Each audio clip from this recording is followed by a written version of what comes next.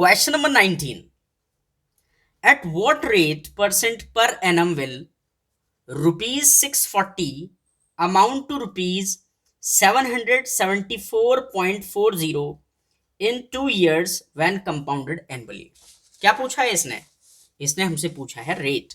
ठीक है, तो सॉल्यूशन लिखते हैं पहले और फिर लिखते हैं rate equals to question mark.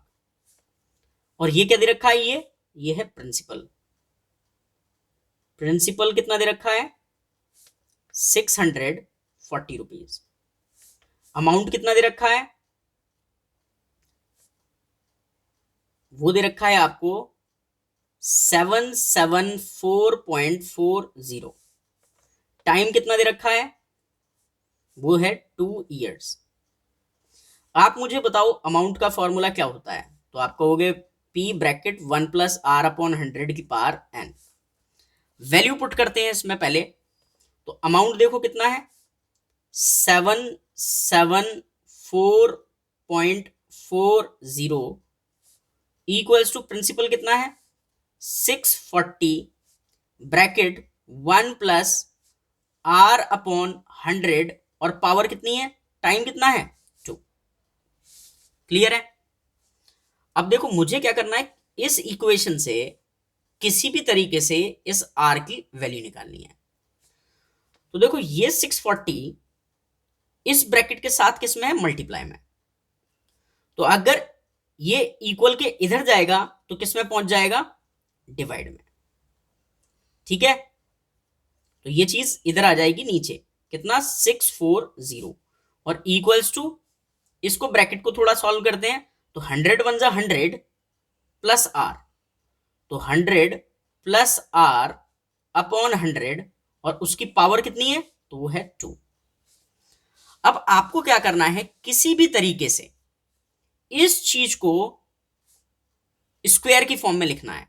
क्यों लिखना है वो अभी समझ में आ जाएगा. फिलहाल डेसिमल हटेगा तो नीचे कितने जीरो आएंगे? 2 जीरो. और इस जीरो से ये जीरो कैंसिल. मतलब मैं एक बार आपको ना सिंपलर तरीके से लिखकर दिखा दूं. वैसे लिखने की जरूरत नहीं है ताकि आपको अच्छे से समझ में आए कि क्या करना है. तो 64 और कितने? 00 और ये आएगा 100 प्लस आर अपॉन 100 और उसकी पावर 2.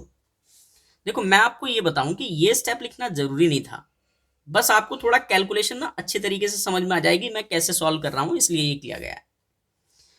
देखो ये जो है ना, देखो ये जो है ये है 88 का स्क्वायर और ये है 80 का स्क्वायर और equals to 100 plus R upon 100 की पावर 2. तो देखो दोनों की पावर सेम हो गई. आप समझ रहे होंगे ये कैसे आया है 88. चलो मैं आपको बता देता हूं.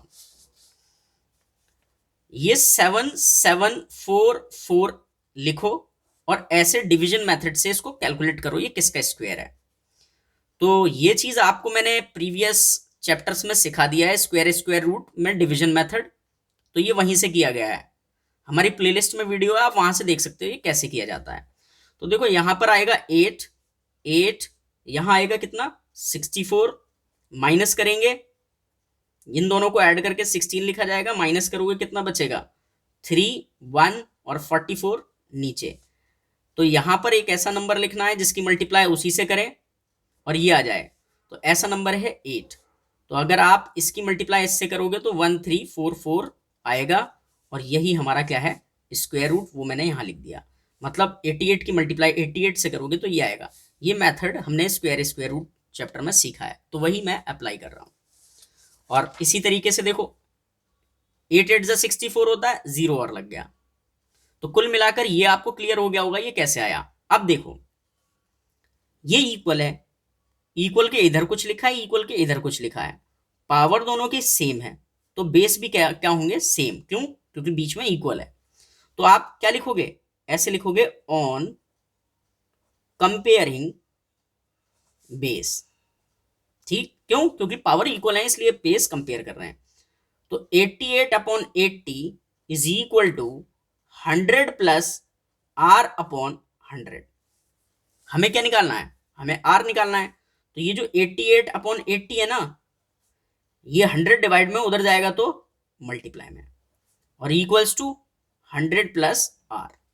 कट करो, देखो इससे ये 0 कैंसिल, 8 से इसको कैंसिल करोगे तो 11, 11 टेन जा 110, और इक्वल्स टू 100 प्लस आर। तो देखो 110 ये रहा, ये इधर आएगा तो माइनस होगा, इक्वल्स टू आर। ठीक है, तो 110 में से अगर 100 गया तो कितना बचा, 10। ये क्या है, आर है, यही तो पूछा था। तो आंसर क्या है, 10% पर एनम, यही हमारा आंसर है।